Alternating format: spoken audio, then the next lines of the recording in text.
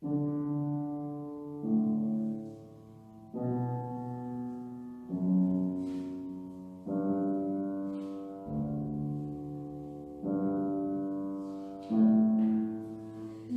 be instruments of peace. Where there is hatred, let us bring love. Where there is despair, let us bring hope. Where there is doubt, let us bring faith. Where there is sadness, let us bring joy.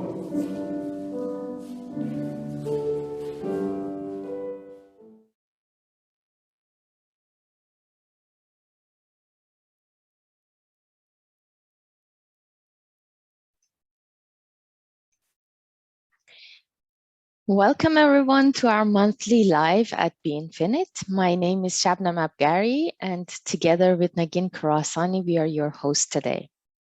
We are gathered to celebrate the International Day of Peace. This day was established in 1981 by the UN General Assembly to commemorate and strengthen the ideals of peace, both within and among all nations and peoples. No doubt we are living in challenging times, and it can often be tempting to fall prey to the negativity, unfairness, and injustice that can be so prevalent in the world around us. But there is another way. By realizing that every challenge we face has the inherent potential to heal and transform, we can learn to approach all obstacles from a different perspective. This paradigm shift is the realization that all challenges are designed to make us grow and activate our infinite potential. Now more than ever, we need to heal our individual and collective wounds of loneliness, rejection, and separation with the balm of connection, inclusion, and acceptance. The recognition of our need for healing, balance, and harmony gave birth to Be Infinite with the vision to contribute to a world where everyone lives in the now, in unity, love, joy, and with peace. We offer a platform for online transformative learning to realign people with their inner balance and life purpose, which will bring more fulfillment in all areas of their lives. Now we have an announcement. Give me just a few seconds.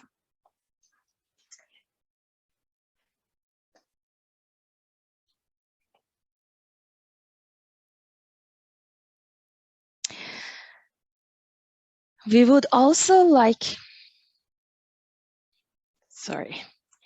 we would also like to invite you to attend a global free event held by Heartfulness for Peace Day at this evening at 8:30 p.m., which is a conversation between Daji, the global teacher of Heartfulness, and Jeremy Gilly, the founder of the nonprofit organization Peace One Day.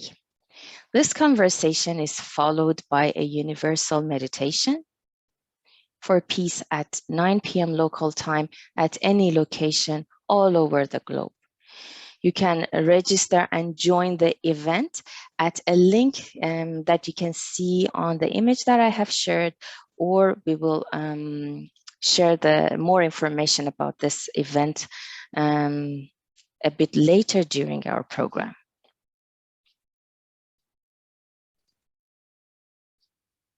Okay, now I invite everyone to anchor ourselves in the present moment and to center in our hearts. Find your comfortable position in the chair and close your eyes. Let your body relax. Let your breathing become deep and slow.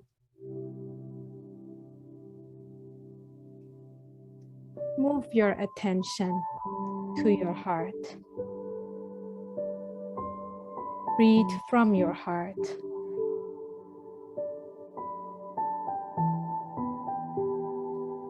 Let go of the outside world and rest for a little while in the warmth of your heart.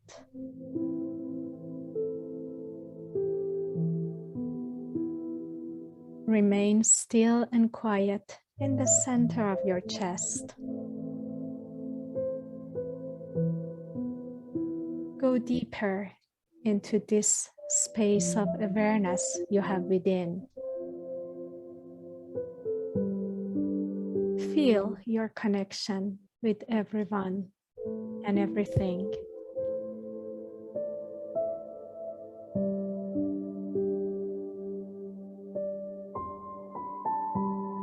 Immerse yourself in this unity.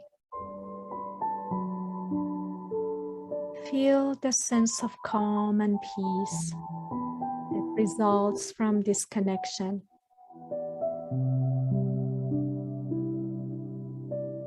Imagine our planet and all life forms, including human beings, living connected in happiness and harmony. We are all recognizing our oneness and helping one another, living gently in peace, kindness, and reverence.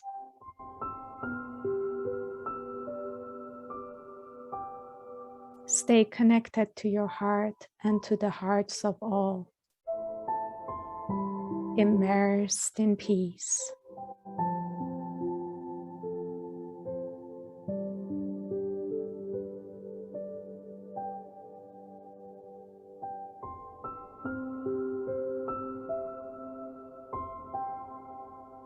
When you are ready, gently open your eyes while still carrying peace in your heart.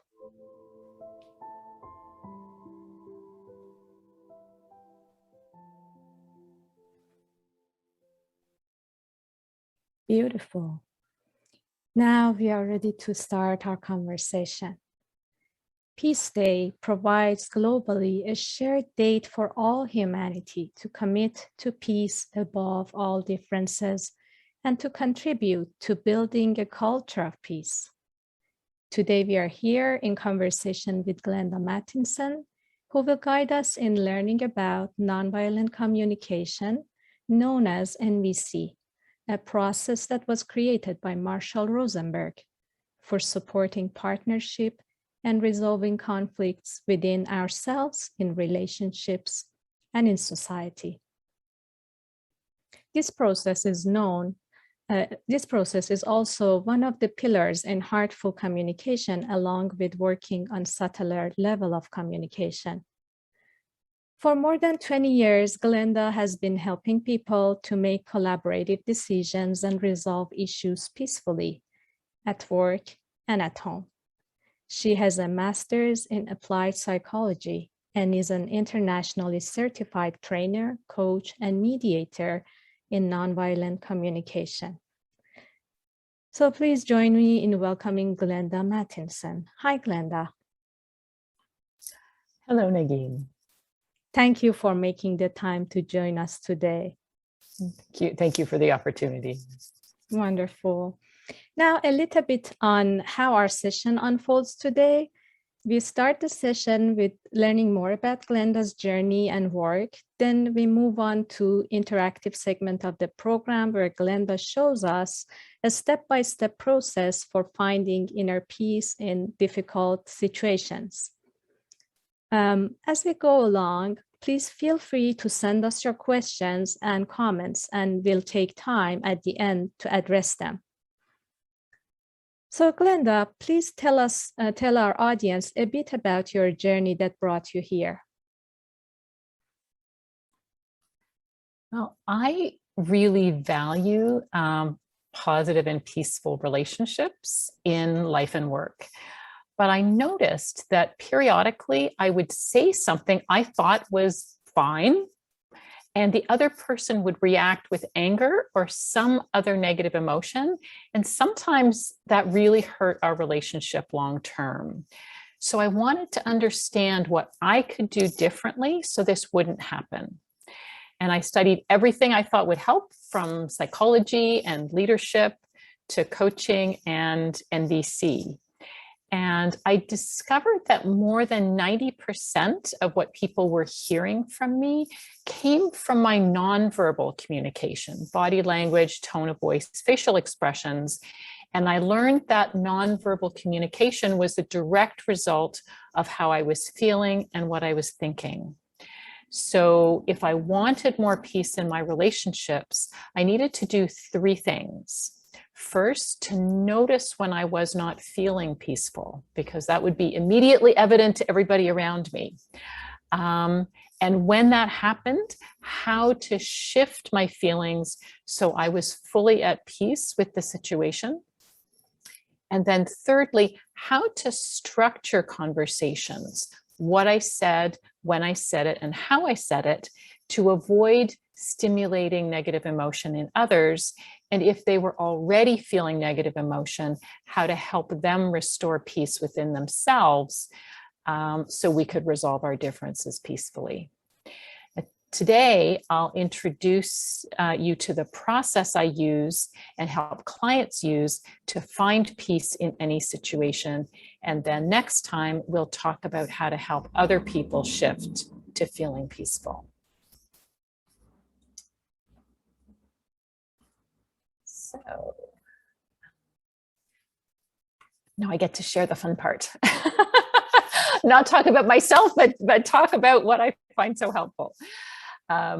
So I want to really acknowledge Shabnam for the beauty of this title slide that she created. Thank you, Shabnam. So what I've learned is to make effective decisions, collaborate with others, or create peace, people need to be on relatively positive, peaceful, emotional ground.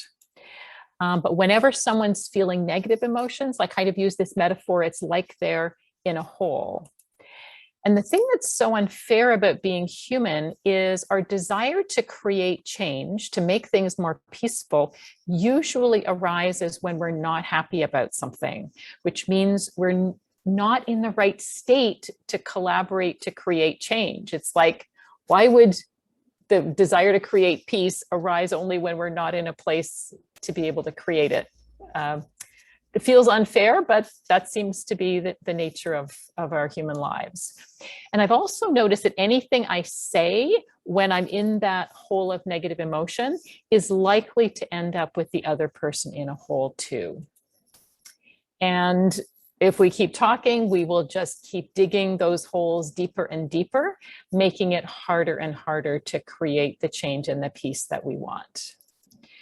So I became really interested about, I saw this all around me. I saw it in so many interactions I had, and I wanted to understand why it happened. And what I learned is that less than 10% of what people hear from us comes from our words. And more than 90% of what they hear comes from that nonverbal communication that I talked about earlier. And things like tone, body language, fleeting facial expressions. And I also learned that any mismatch between our words and our nonverbal communication will result in people trusting the nonverbal because they know we can't really fake it, and starting to not trust us if they sense we're trying to use language to convey something that's not actually what's true for us in the moment. And everyone's nonverbal communication is the direct result of our thoughts and feelings. So that's why it becomes so important to be able to make this shift from negative thoughts and feelings to positive ones. And in this session, I'll show you a reliable step-by-step process that you can use to get yourself out of a hole and onto positive level emotional ground. To me, it's rather remarkable. It's very straightforward, and yet it's so powerful. Now, sometimes people hear me talk about this and think that I don't think that negative emotions are a good thing. And I believe actually negative emotions are very important because they let us know that some part of us doesn't believe that some important needs of ours are going to be met in a particular situation. And they motivate us to look for a solution, a way to get our needs met. So I think they're very important. But there's a problem, which is when we're feeling negative emotions, we don't have access to the brain resources we need to make effective decisions to get those needs met successfully.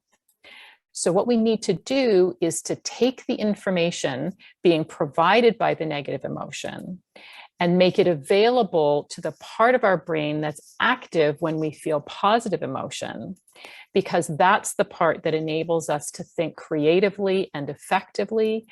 And it's also the part that enables us to connect effectively with other people so we can collaborate with them to find successful solutions that will actually get implemented. And this is what the shift process does. So let's start looking at that at the step-by-step process. And as we go through this, you might be thinking about a situation that's true for you. Nagin and Shabnam have worked with an example that I'm going to be sharing with you, but you'll probably get even more value out of this if you think about a situation yourself, and you might try it out as we go through.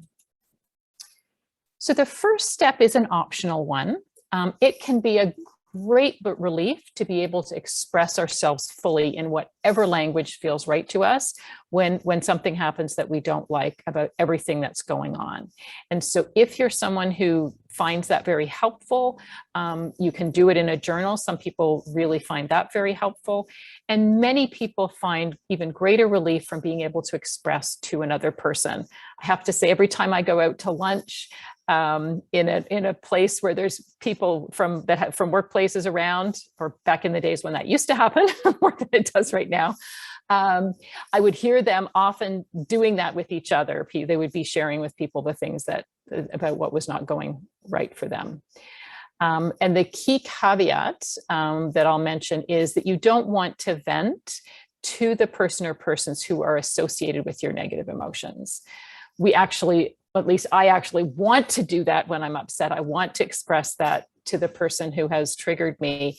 I've just found that they're actually the last person on the planet that can hear me in the way that I want to be heard in those moments. So that's the first step that many of us will want to do. Once we've had whatever opportunity we need to do that sort of free expression, the next step in the process is to zero in on what you saw or heard that you're not happy about, and to separate that from all the thoughts and judgments that, at least for me, always come up when I've seen or heard something that I'm not happy about.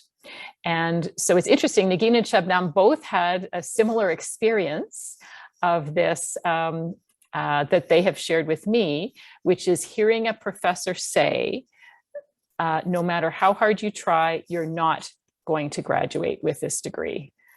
Now, as soon as we see or hear something we're not happy about, of course, like this statement, we naturally have feelings.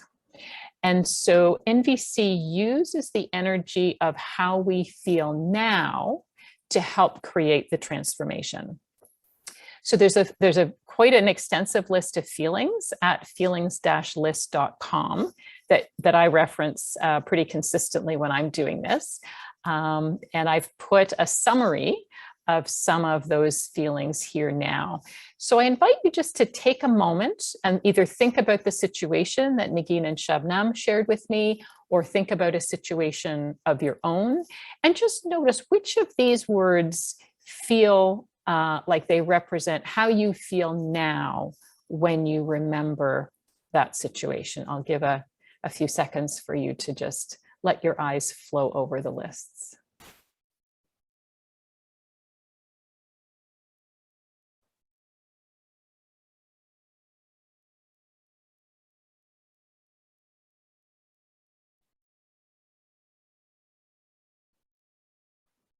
In most cases, the words that resonate for me are in the top list when I've seen or heard something I don't like.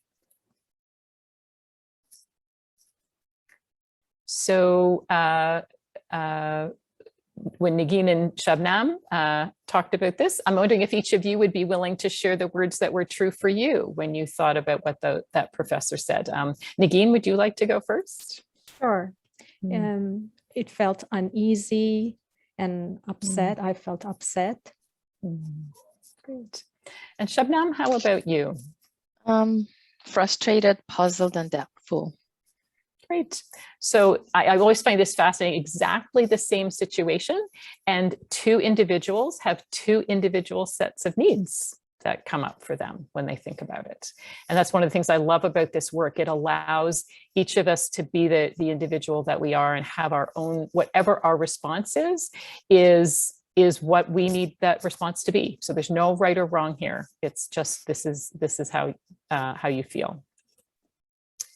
So we started out by identifying what we saw or heard. Again, separating out the judgments, just focusing on what we call the observation that came into us. And then we notice how we feel now when we think of that thing that we did not like. And the next step is actually one that I find kind of fun. And it's to think about, what do you want the other person to have said or done differently? Because whenever we feel unhappy about what someone did, it means we wanted them to do something differently. And the clearer we can get about exactly what it would have looked and sounded like if they'd done what we really wanted, the more peace we can get from this process.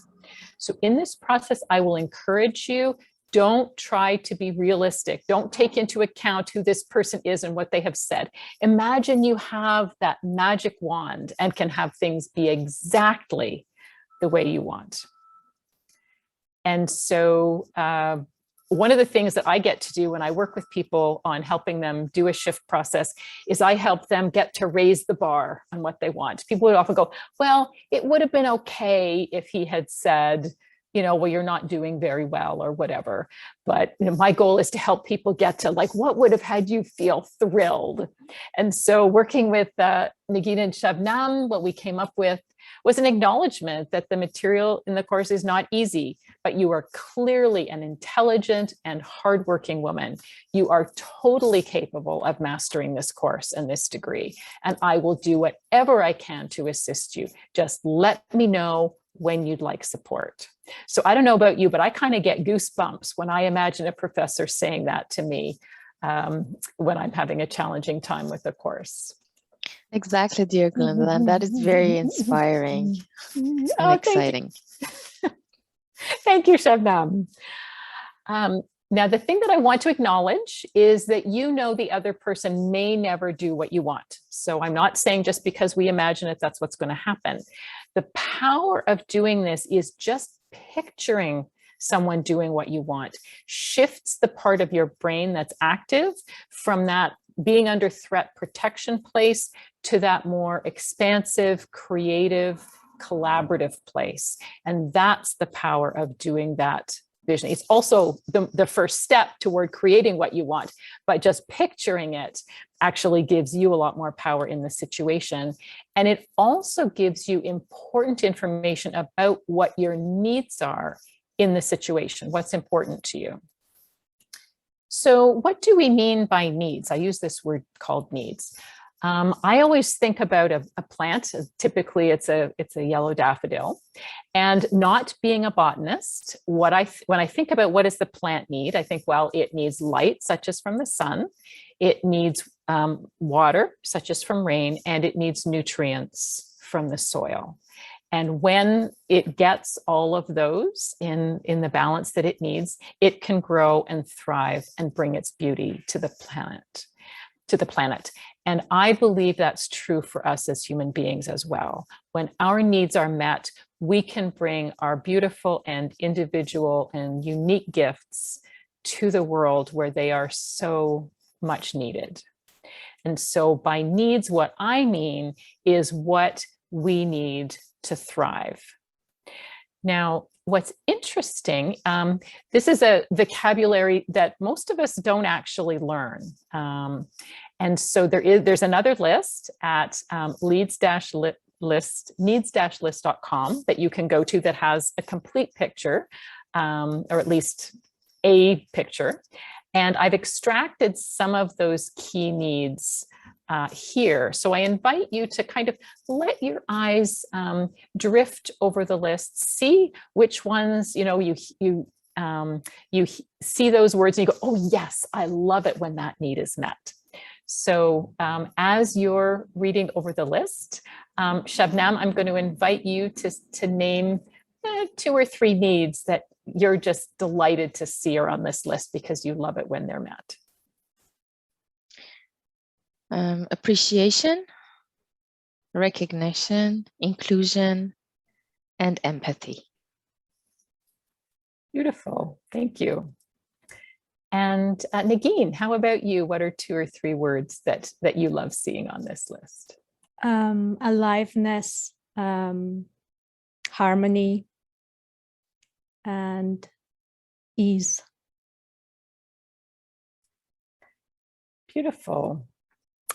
And for me, I think today my list varies from time to time. I think it's the acceptance and freedom. And right down in the bottom corner, there's something about predictability that's really meaningful for me, as well as the whole ease piece thing. So, and the core perspective on needs that Marshall Rosenberg, the creator of NVC, articulated is that anything anyone ever says, does, or thinks is seeking to meet 1 or more positive needs. And I can't tell you what a difference looking at people's behavior and looking at people's actions through this lens has made to my life. So it's another one of those goosebump moments for me when I'm reminded of this belief that Marshall shared. So using words from the needs list, the next step in the process is to identify what needs of yours are met when you picture the other person doing what you want.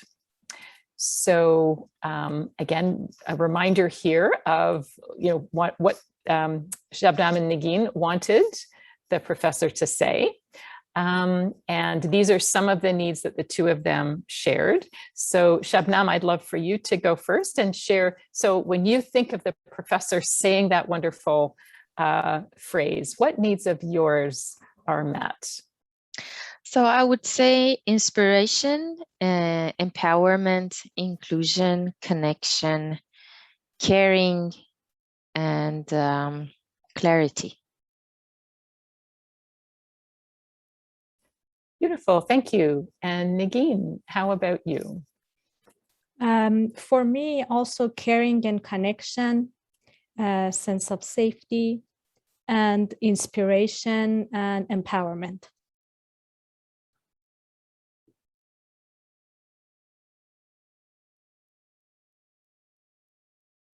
Beautiful, thank you. Computer was not wanting to unmute there for a second. Again, so you'll notice just as we can have different feelings in the same situation, we can also have different needs met when we imagine the same scenario. So again, I love the capacity of this work to honor our unique individuality. So just to remind us of the process we've been through so far, the first step in the process after we do whatever venting or journaling is important to us is to zero in on something representative of what you saw or heard that you're not happy with, and to notice and name your feelings, which tends to calm down that threat protection center of your brain. And then we work on the first side of the shift process, which is thinking about what you want the other person to have done and identifying those intangible needs that are met when you picture that. Now, what I've learned after over close to 20 years of doing this work is that actually wanting something different is like a 2-sided coin. Whenever we want someone else to have done something differently, there's a part of us that's also wanting ourselves to have done something differently. Sometimes that feels like there's a part of us that's judging us. And my experience is we don't get full relief from this process until we acknowledge what those self-judgments are, what's actually going on for us, and identify the beautiful needs that those apparently critical voices are really trying to say, hey, I'm wanting these needs met for you. So when Shabnam and Negin asked themselves about the key self-judgments that they had when they remembered the professor saying what he had said, they came up with, I don't belong here, I'm not smart enough, I should have taken another subject or degree. And I've found that it's really helpful if we take whatever form those self-judgments come up with and sort of translate it into a should or a shouldn't. There seems to be something very potent about that particular word, which many of us have tried to get out of our vocabulary, which I think is a great thing, but it's helpful to notice if they're still living inside us. And so working with I don't belong here, we came up with I should go where I fit in. I'm not smart enough, I should be smarter. And then the last one came out as a should in the first place. Now, the other tip in working with your self-judgments is sometimes they come in layers. And when we get to a really powerful layer, it's going to sting a bit. It's going to be like, ouch, ooh, I don't like seeing that about that judgment about myself. And the truth is that's actually a very powerful moment, because you wouldn't be feeling negative emotion unless some part of you felt that you'd let yourself down. Now, that's not true. You have always done the best you could in any situation. But that voice that is feeling let down is just wanting to bring some needs to your attention. So we want to translate that voice, or I think of it sometimes as a nut that we want to crack open to find the beautiful needs inside. So the three statements that Negin and Shabnam had, I should go where I fit in, I should be smarter, I should have taken another subject or degree. The next step is to picture yourself doing that and then identify what needs of yours are met when you picture that. So, I should go where I fit in. Shabnam and Negin pictured themselves in a place where they felt like they would fit in. And Negin, what needs of yours were met? I may have only captured some of them here when you pictured yourself being in a place where you fit in. The sense of belonging. Great, thank you. And connection. And connection for you. Mm-hmm. Beautiful, thank you. And then the second judgmental statement is I should be smarter. So the task was then to picture yourself being as smart as you want to be. So Shabnam, what needs of yours were met when you pictured yourself being as smart as you want to be? I would say self-respect. Beautiful, thank you. And Negin? Ease in the subject and mastery. Beautiful. Again, love that different words came up for each of them. Beautiful. And sometimes the same word comes up, so that's fine too. And finally, the third judgment that came up, I should have taken another subject or degree. And each of them pictured themselves taking a course that came easily and naturally to them. And so Shabnam, the needs of yours that were met when you pictured that? Inspiration.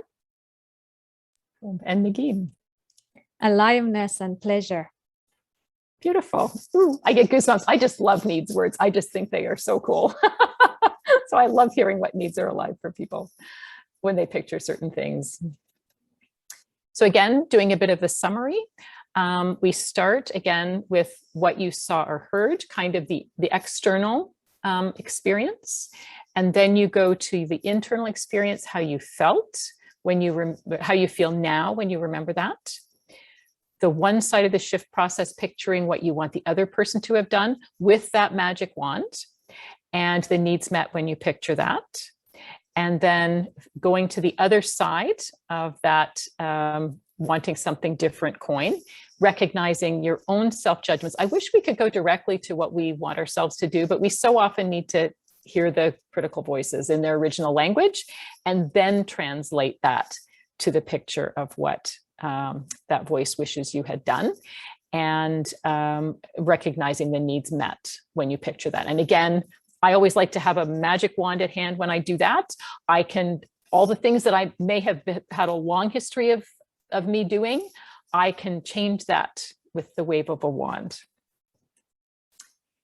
And then the next step, once we've got that, we want to summarize those needs, because taking our attention off what we either wanted the other person to do or we wanted ourselves to do, and really putting it on those intangible needs is very powerful. But we want to collect all those needs together. And the tool I'll call it unvented. I'm sure other people have invented it, but nobody taught it to me. Is something I call a needs circle, which is a highly technical thing. It's just a big circle into which you put needs words. And the needs you want to put in are both the needs that you wanted that were met by what you want from the other person, and also the needs met by what you want from yourself to get that complete picture. And having done probably thousands of these on my own and with other people, I've discovered that there's a particular anatomy of needs circles that people tend to end up being happy with in the long run. And those are, there's usually somewhere between 2 and 5, maybe up to 8 needs that are really at the heart of what you want in the situation. If those needs were met, that would go a really long way to meeting the core of what's important to you in the situation. And so I actually did my own professor example to come up with this need circle.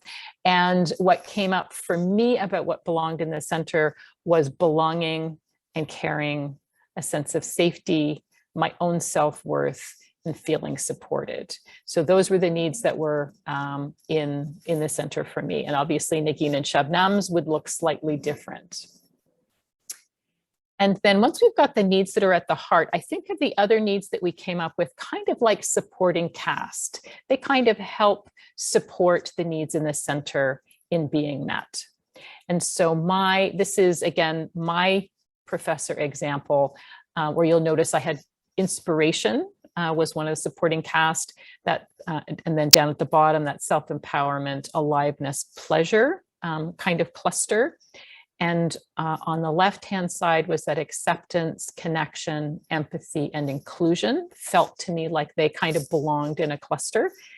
And again, in this particular situation, the other cluster was learning, growth, mastery, and clarity.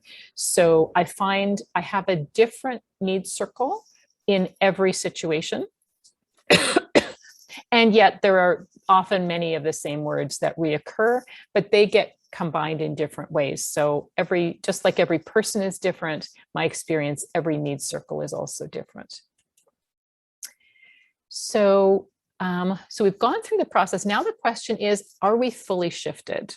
Has this process brought us to that level ground, which was the goal? And I love that throughout this process, we get to use our feelings as a guide. And so once you've created the needs circle and taken a look at it, the invitation is to think about how you feel now, again, using words from the feelings list. And we use the list because there are many words in the English language that we can use after the words I feel that are not actually our own personal emotions. So I feel that the garbage should have been taken out 2 days ago is a perfectly valid English sentence, but it doesn't actually talk about my inner state. And so when Negin and Shabnam did their work with their needs circles, they each felt a particular way. So Negin, would you be willing to share how you felt when you completed your needs circle? Sure. I felt confident, empowered, and also amazed with this process. Beautiful. Thank you. And Shabnam, how about you? I remember I had a very big smile. I felt inspired, energetic, eager, and also confident. Beautiful. Thank you. Yes, Negin and I have done this process in the past, but it was the very first time for Shabnam. And I just remember the difference between her expression at the beginning and that huge smile at the end. So thank you, Shabnam, for reminding me of that. Beautiful. And so what I know about using feelings as a guide is when you have connected to all your needs, you will feel lighter and at peace. You will have the kind of experience that Negin and Shabnam had. But it doesn't always happen at the very beginning, especially if you're doing this on your own. So if when you complete a needs circle, you don't yet feel at peace, it just means there are more needs that are important to you in this situation that want to be heard. And so I find if you repeat those two sets of questions, until you feel that relief and lightness and peace, you will identify the additional needs that are important to you. And then that's the way that you'll know. It'll be like, oh, yes, that's what I'm wanting. And there's somehow with this process, there's not only a recognition of what we're wanting, but there's some kind of belief that it's possible. Again, I don't pretend to understand why this happens, but I have seen this magic happen so often. I just really trust it's there. Just like the truck that's outside my window that you may be able to be hearing. So I found it's really helpful. Like the needs circle is very useful. People often post them on their fridge, or they put them somewhere that they can refer to it. But it can also be helpful to have a kind of a summary statement of that, which turns out to be kind of a reminder of what you're wanting to create in the situation. And, you know, I have friends who will put that in as a reminder in their phone every day, as a reminder of what they're wanting to create in a situation that sometimes these go on for a while. And so, again, when I worked with my particular example, the title that I came up with was Belonging and Aliveness in Choosing a Life Path. And what I loved about that title is it really brought together the two things that kind of felt in conflict with me. It's kind of like I felt like I could go along with what I was supposed to do, and then I would belong, but I would have to give up my aliveness. So I loved that it kind of said, I can have both in choosing my life path forward. So when you get to this point, I really encourage you to celebrate. So getting yourself onto that positive level emotional ground is a huge accomplishment. Like nothing's changed in the outside world, but we have transformed ourselves, which is so much what the work of Be Infinite is all about, to create more peace within ourselves so we can bring more peace to the rest of the world. And so brief summary again, starting with what we saw or heard, noticing how we felt, what we wanted the other person to have done, and then looking for the needs. The needs are really the key here. And then the other side of the coin, recognizing our own self-judgments, picturing ourselves doing what that particular voice in us wants us to do. And like sometimes not all the voices in us agree, but I try to picture whatever each voice wants. I picture that because it is telling me about some unique needs that are met. And then finally summarizing those needs in the circle and the title using our feelings as the guide. So that's now brought us to level ground. And there are two more steps to take to stabilize that shift, to stabilize being on level ground so you don't slip back in the hole. And the first one is to identify what you could do differently in future if the same situation occurred again, so your needs will be met next time. And what's wonderful about thinking about the future is that there's no constraints. If I think about the past, there's constraints, but in the future, I have full range of choice. But magically, when I'm clear what I could do to get my needs met in the future, if in that situation, it creates healing for the past. Again, another of the aspects of this process I don't fully understand, but I've just experienced it too often to question that that is true. And when I'm trying to do that, I think about what I saw or heard as kind of like a break in a chain. There's been, life had been going along and suddenly there's this disruption, there's this lack of peace. And the power to create what I want in the future often involves doing something different earlier in the chain which then results in no break in the chain. I think about it as taking, a trajectory like this, I do something different, and suddenly things go off in a different direction. So that's something I'll invite you to think about. And then once you've identified what you want for the future, I find that creates some wonderful ideas to clarify what you want to do now to meet your needs in the current situation. And that out of that comes really effective strategies for creating peace and creating change. So again, the overall picture, what you saw or heard, your feelings, what you want the other person to have done, needs met, what you want yourself to have done, which you get to through your own self-judgments, needs met by that. You summarize all of that, give it a title, give it kind of a handle to hold on to, then focus on identifying what you could do differently in future, and then decide how to get your needs met in the present. And so that's it. This process has brought peace, clarity, and the sense of empowerment to so many people around the world, and I really hope that it can do the same for you. So I wanted to also talk a little bit about how to bring this to your life. There's a lot of steps in that process. How can you use this to help your life be more enjoyable and be more peaceful? And what I've learned is that communication is a set of habits, just like brushing our teeth. And one of our habits is what we do when we're not happy about something. And so the invitation I would like to offer you is, when that happens, to build a habit of asking yourself the shift questions. And you can either ask them of yourself, or you can get a friend to ask you the questions. And that can be really powerful, because we often want to vent to our friends when something happens that we're not happy about. It's just human nature. But that can easily result with the friend or the listener leaving with a new load on their back. But if we end a venting session by asking these questions, my experience is both people leave the interaction feeling on positive level emotional ground. So it's a gift to both of you. In the next session, we're going to talk about, we've talked about how to get yourself onto level ground. In the next session, I'm going to show you how you can help other people get themselves out of a hole. We cannot yank somebody out of the hole. If I was a better artist, this would show a little ladder that the blue person is putting a ladder down to support the person in the hole to get out. And of course, the benefit of that is not only is it a gift to others, but it can help the two of you have a really productive conversation to get both of your needs met in this situation. Now what I've shared with you today has benefited from the feedback of many people. So please share yours in the ways that Negin and Shabnam will tell you about to help make it even better for others in the future. And I want to do a huge thank you to you for being here, and to Negin and to Shabnam for giving me the opportunity to share this with you. So thank you so much to all of you.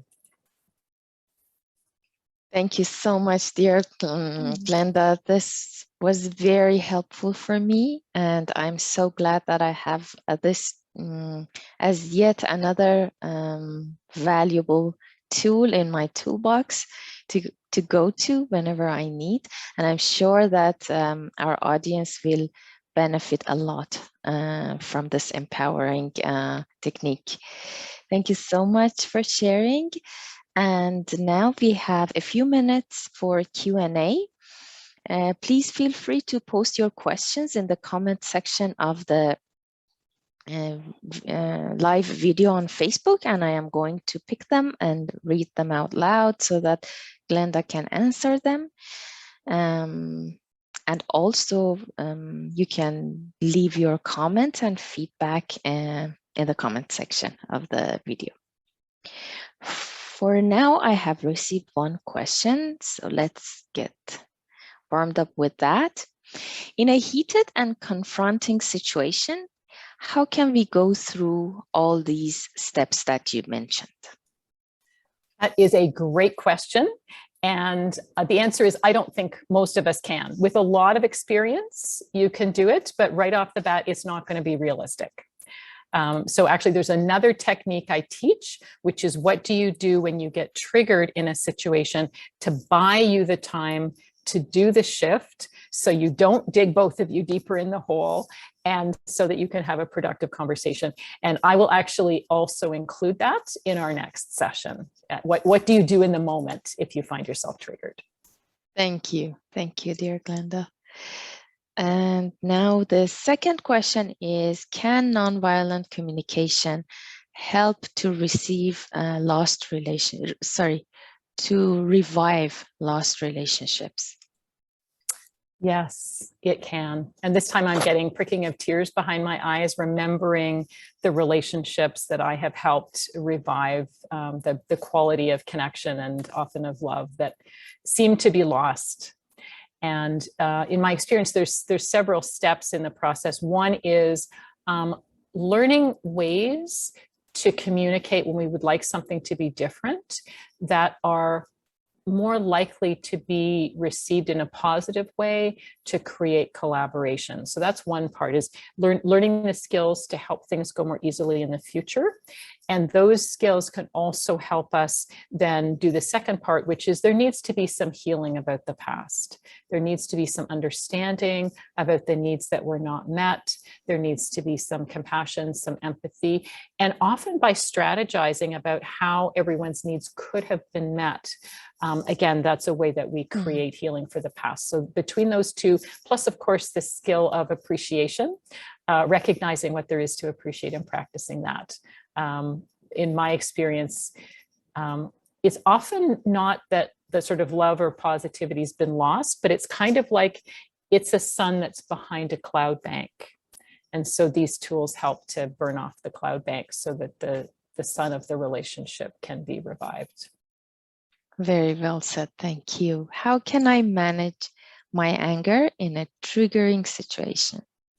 Ooh, that's a good one. I describe myself as being an expert on both anger and guilt. So I've had lots of practice with this one. Again, sometimes it's about just recognizing that we need to deal with it differently. But often, again, if I approach a situation differently, if I initiate a conversation in a different way, I get a really different response back. So I don't actually have to manage my anger. I've actually prevented it from occurring by how I approach the conversation. I remember a mother telling me that about her kids. It's like, wow, you know, when I approach things in the way that you suggest, it's like I have a different kid. That is very true. So the next question is, how can NVC create peace if we are not in touch with the person anymore? Yeah, I mean, sometimes people have moved away, we've lost touch with them. Sometimes people have died. And we often think about, you know, issues or lack of peace as occurring between people. And that's absolutely a dimension of it. But I've also realized that whenever that's going on, there's a lack of peace within myself. And so this process is so powerful for creating that inner peace. And so then when I think about the other person, there is that quality of care and connection. It's like by restoring the peace within myself, that's all that's needed in those situations. Wonderful. And the last question that we can answer for today is, does NVC help us to talk through the conflict with the other person or group? Yes, absolutely. Again, for me, there's two sides to this. One is dealing effectively with the emotion, getting ourselves onto level ground. And then it offers some really different ways to have those conversations in a much more connected way. I remember, you know, showing this to my mother one time and she went, "That's the exact opposite of everything I was ever taught." And I kind of was thinking in the back of my mind, I know, because it's the exact opposite of everything you ever taught me. So absolutely. And that's, again, it's an incredibly powerful and yet quite simple way of structuring conversations that can make them more efficient, effective, and really creating permanent peace, because I've seen that in my own life, in the life of my clients. Perfectly said, dear Glenda. Thank you so much. And now if, allow me to share my screen quickly.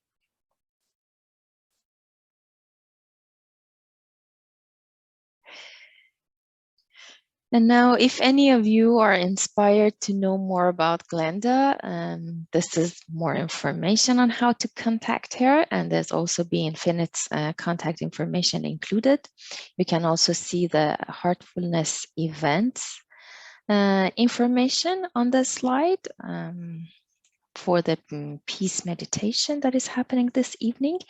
Dear Glenda, do you want to speak more to how people can contact you? Thank you. Yes, so email is a great way to reach me. And you can check out my websites. What I love is you can also book a time to talk with me if you're having a difficult situation and there's something you'd like support with. You can go in and actually see my calendar and book a time at meetwithglenda.com. So I love being able to have people able to connect with me directly if they wish. Thank you so much. And the link for Heartfulness event this evening is heartfulness.org/peace day. And I am going to actually share this slide and information after the event on the event page. Thank you, dear Glenda, for being with us today. Thank you, everyone, for your presence. We are grateful for your participation and interest. We will also have a second session with Glenda in October, as she explained, to focus on how you can assist other people who are challenged with anger or frustration to find peace in their lives.